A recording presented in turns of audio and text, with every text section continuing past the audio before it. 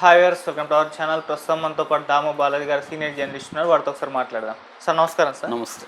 Sir నిన్న game changer release ఈవెంట్లో పవన్ కళ్యాణ్ గారు అంటే ఆయన స్పీచ్లో రేవంత్ రెడ్డి గారికి అండ్ అల్లు అర్జున్ గారికి ఇద్దరుగా కూడా నెగిటివ్గా మాట్లాడినట్టు ఒక వార్త వైరల్ అవుతుంది సార్. మరి నిజంగా ఆయన ఏం మాట్లాడారు, ఏ కాంటెస్ట్లో మాట్లాడారు, మరి నిజంగా వీళ్ళిద్దరిని కూడా విమర్శించారు ఆయన? మీరేం చెప్తారు సార్ ఆయన స్పీచ్ గురించి? యా అంటే అల్లు అర్జున్ రాజమండ్రి మన Ram Charan cinema game changer రాజమండ్రిలో ప్రీ రిలీజ్ ఫంక్షన్ జరిగింది. సో అందులో పవన్ కళ్యాణ్ స్పీచ్ ఇచ్చాడు. ఆయన మాట్లాడింది మనం జాగ్రత్తగా అనలైజ్ చేస్తే, నేను గతంలో చెప్పాను, పవన్ కళ్యాణ్ ఈ మధ్య స్పీచ్ల్లో జాగ్రత్తగా ప్లాన్ చేసుకొని మాట్లాడుతున్నాడు. ఆయన అంటే కాన్షియస్గా ఉంటున్నాడు. ఇంత ముందులాగా ఎమోషనల్గా మాట్లాడడం అనేది తక్కువ. ముందు నుంచి కూడా పవన్ కళ్యాణ్కి ఆ లక్షణం ఉంది. అంటే వాళ్ళకి ఏంటంటే సినిమా స్క్రిప్ట్లు రాసుకొని డైలాగులు చెప్పడం అవన్నీ అలవాటు కాబట్టి పాలిటిక్స్లో కూడా స్క్రిప్ట్లు రాసుకొని దాన్ని ప్రిపేర్ అయ్యి మాట్లాడడం, దాన్ని ఇంప్రొవైజ్ చేస్తూ ఎమోషనల్గా చేయడం, ఇది పవన్ కళ్యాణ్ ముందు నుంచి కూడా ఉంది. ఈ మధ్య ఇంకొంత దాంట్లో ఒక మార్పు కనబడుతుంది. ముఖ్యంగా మహారాష్ట్ర ఎన్నికల్లో ఈయన వెళ్ళినప్పుడు స్పీచ్లు కానీ, మొన్న మాట్లాడిన అల్లు అర్జున్ ఈ ఇష్యూ గురించి దిల్ రాజు వెళ్ళినప్పుడు మాట్లాడింది కానీ, ఇందాక మాట్లాడింది చూస్తే కూడా, నిన్న మాట్లాడింది చూస్తే కూడా ఆయన క్లియర్గా చాలా విషయాల్ని దాంట్లో కవర్ చేసినట్టుగా అర్థమవుతుంది. ఒకటేంటంటే ఆ టీంని పొగడ్డం. అంటే శంకర్ని పొగిడాడు. మామూలుగా ఆయన ఎప్పుడైనా పొగిడేటప్పుడు తన పర్సనల్ స్టోరీ ఇన్వాల్వ్ చేస్తాడు. ఈయన ఎప్పుడు బ్లాక్ టికెట్ కొని శంకర్ సినిమాకి జెంటిల్మ్యాన్కి వెళ్ళాడంట, అది చెప్పాడు. మరి ఈయనకి బ్లాక్ టికెట్ కొని వెళ్ళాల్సిన అవసరం ఏర్పడిందో నాకు తెలియదు. నేనైతే నా లైఫ్లో ఎప్పుడు బ్లాక్ టికెట్ కొని వెళ్ళలేదు. సో అది చెప్పాడు. అంటే తన శంకర్ ఫ్యాన్ అనేది చెప్పాడు. శంకర్ ఫ్యాన్ అయి ఉండొచ్చు, దాంట్లో తప్పేం లేదు. కానీ ఇలాంటివి మొత్తానికి చెప్తాడు.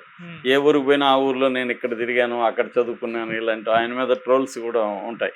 వరుసగా ఆ వీడియోలన్నీ ఒక దగ్గర పెట్టారు. అది చూస్తే ఈయన అన్ని ఊర్లలో చదువుకున్నట్టుగా ఉంటాడు, అన్ని ఊర్లలో చిన్నప్పుడు తిరిగినట్టుగా ఉంటాడు, అలాగే ఏవో ఉంటాయి. సో అది మాట్లాడాడు. రెండవది దిల్ రాజును పొగిడాడు. దిల్ రాజు తనకంటే జనసేనకి డబ్బులు హెల్ప్ చేశాడు ఇండైరెక్ట్గా. నిజానికి దిల్ రాజు ఇంత సినిమా చేశాడు, అంతకంటే ఏం లేదు. సో దాన్ని అలాగా తీసుకొచ్చి దానికి అలా లింక్ చేసి పొగిడాడు.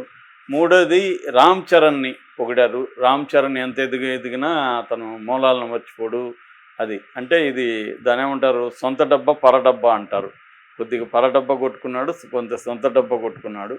సో చిరంజీవి ఫ్యామిలీ అదంతా మాట్లాడాడు. ఎందుకంటే కాంటెక్స్ట్ కాబట్టి. మామూలుగా సినిమాల్లో వాళ్ళకు ఉండే కల్చర్ ఏంటంటే పొగడతలు విపరీతంగా మనం భరించలేం.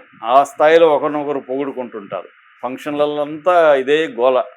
సినిమా ఫంక్షన్లు అంటే పొగుడుకోవడమే, ఒకరినొకడు పొగుడుకోవడం తప్ప ఇంకేం కనబడదు.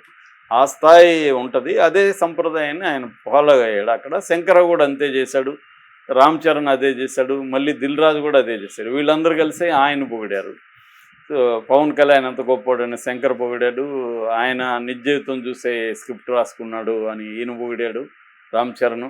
ఇలాగా వాళ్ళు మొత్తాన్ని పొగిడారు. సరే, అది ఓకే.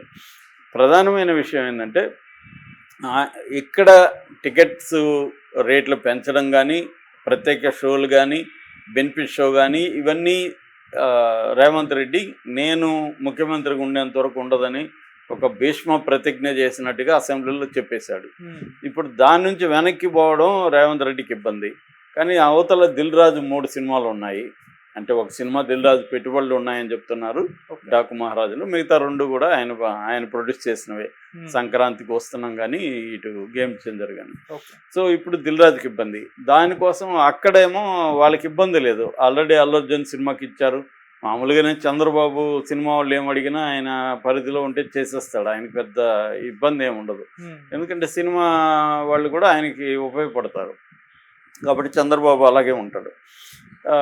పవన్ కళ్యాణ్ కూడా సినిమా వాడే కాబట్టి ఆయన కూడా ఎవరినో ఇబ్బంది పెట్టాలని పవన్ కళ్యాణ్కి కూడా ఉండదు మామూలుగా. ఆ కైండ్ ఆఫ్ రివెంజ్ అనేది ఒక వైసీపీ పట్ల ఉంటుంది తప్ప పవన్ కళ్యాణ్కి వేరే వాళ్ళ పట్ల ఏమీ ఉండదు. కాబట్టి ఆయన కూడా ఇబ్బంది లేదు. సో అయితే ఇక్కడ రేవంత్ రెడ్డి ఇలా ఇచ్చాడు కాబట్టి ఇండైరెక్ట్గా రేవంత్ రెడ్డిని కూడా ఆయన విమర్శించాడు. ఏమంటే ఇస్తే తప్పేముంది, అందులో ప్రతి రూపాయికి 18% జిఎస్టీ గవర్నమెంట్కి వస్తుంది కదా, ఇవ్వడం తప్పేముంది అనేది అన్నాడు. అది థియరాటికల్గా కరెక్టే. ఇప్పుడున్న అనేక బిజినెస్లకి రాయితీలు ఇస్తారు. ఇప్పుడు పిఎల్ఐ అనే స్కీమ్లు ఉన్నాయి సెంట్రల్ గవర్నమెంట్, అంటే ప్రొడక్షన్ లింక్డ్ ఇనిషియేటివ్ అని.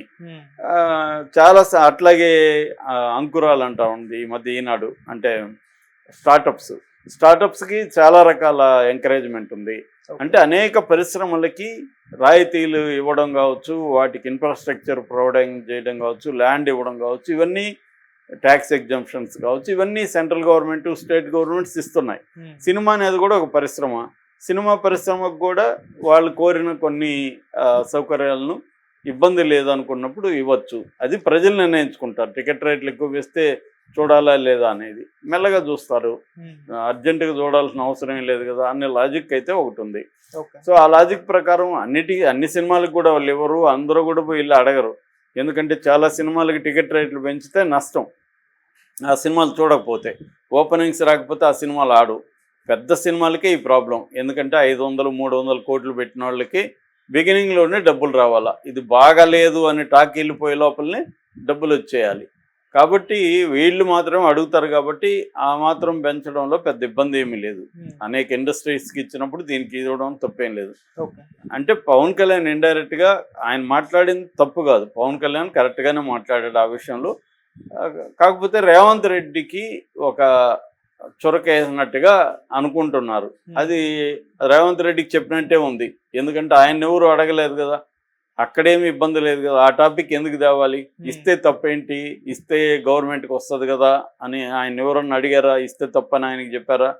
మేము ఇస్తున్నామని చెప్పొచ్చు, కానీ ఇండైరెక్ట్గా రేవంత్ రెడ్డికి ఒక చొరక తగిలిచ్చాడు. తర్వాత అల్లు అర్జున్ కూడా ఒక చొరకేశాడు. అదేంటంటే మా కూటమికి వ్యతిరేకంగా ప్రచారం చేసిన వాళ్ళకి, వ్యతిరేకంగా ఉన్న వాళ్ళకి కూడా వాళ్ళ సినిమాలకు కూడా మేము ఇచ్చాను. ఇంకెవరున్నారు వాళ్ళ కూటమికి వ్యతిరేకంగా చేసింది? మొన్న అల్లు అర్జున్దే కదా సినిమా. ఇంతకు ముందు ఏం చేయలేదు కదా వాళ్ళు. కాబట్టి అల్లు అర్జున్ సినిమాకి చేసామంటే క్లియర్గా ఆయన డిక్లేర్ చేశాడు, అల్లు అర్జున్ మా కూటమికి వ్యతిరేకంగా పనిచేశాడు అన్న విషయాన్ని పవన్ కళ్యాణ్ ఫస్ట్ టైము అల్లు అర్జున్కి యాంటీగా మాట్లాడాడు. మొన్న కూడా ఆయన మాట్లాడిన దాంట్లో క్లియర్గా అల్లు అర్జున్దే తప్పు అన్నట్టుగానే మాట్లాడాడు. ఆయన ఓవరాల్ మొత్తం గమనిస్తే అల్లు అర్జున్ అది తప్పు. ఎందుకు తప్పు అంటే ఆయన అక్కడికి వెళ్ళడం తప్పని అనలేదు పవన్ కళ్యాణ్. లేదు, పైగా వెళ్తారు మామూలే, లేచి నమస్కారాలు హాయ్ చెప్పకపోతే ఇతనికి కొవ్వు అనుకుంటారు, లేకపోతే అరోగెన్స్ అనుకుంటారు. కాబట్టి అది చెప్పడం తప్పు కాదని కూడా సమర్థించాడు. కానీ ఆయన వెళ్ళి పరామర్శించలేదు, గోటితో పోయేదానికి గొడ్డల వరకు తెచ్చుకున్నాడు అని అల్లు అర్జున్దే తప్పు అన్నట్టు. ఆ విషయంలో రేవంత్ రెడ్డిని ఎక్కడ ఆయన విమర్శించలే. అంటే అల్లు అర్జున్ని సమాజంలో ఒక దోషిగా నిలబెట్టే ప్రయత్నంగా గురించి ఆయన మాట్లాడలేదు. చాలా విషయాలు ఆయన మాట్లాడలేదు. అంటే రేవంత్ రెడ్డి సినిమా ఇండస్ట్రీ మీద ఈ స్థాయిలో మాట్లాడాలా, పరామర్శించాలంతా విమర్శించాలా, ఇవేవి ఆయన మాట్లాడలేదు. అది కూడా నేను సమర్థిస్తాను పవన్ కళ్యాణ్ ఆ విషయంలో కూడా. ఎందుకంటే ఆయన ఒక ఉప ముఖ్యమంత్రిగా వేరే రాష్ట్ర ముఖ్యమంత్రి విషయాలు మాట్లాడాల్సి వచ్చినప్పుడు సంయమనం పాటించడం అవసరం. అది 100% పవన్ కళ్యాణ్ చేశాడు. ఎందుకంటే రేపు పొద్దున అది 2 రాష్ట్రాల ఇష్యూ లాగా అయిపోతుంది. ఒక ఆంధ్రప్రదేశ్ రాష్ట్ర ఉప ముఖ్యమంత్రి తెలంగాణ రాష్ట్ర ముఖ్యమంత్రిని మాట్లాడాడు, నీకేంటి మా రాష్ట్రంలో మా ఇష్టం అనేది వీళ్ళు అనుకోవచ్చు.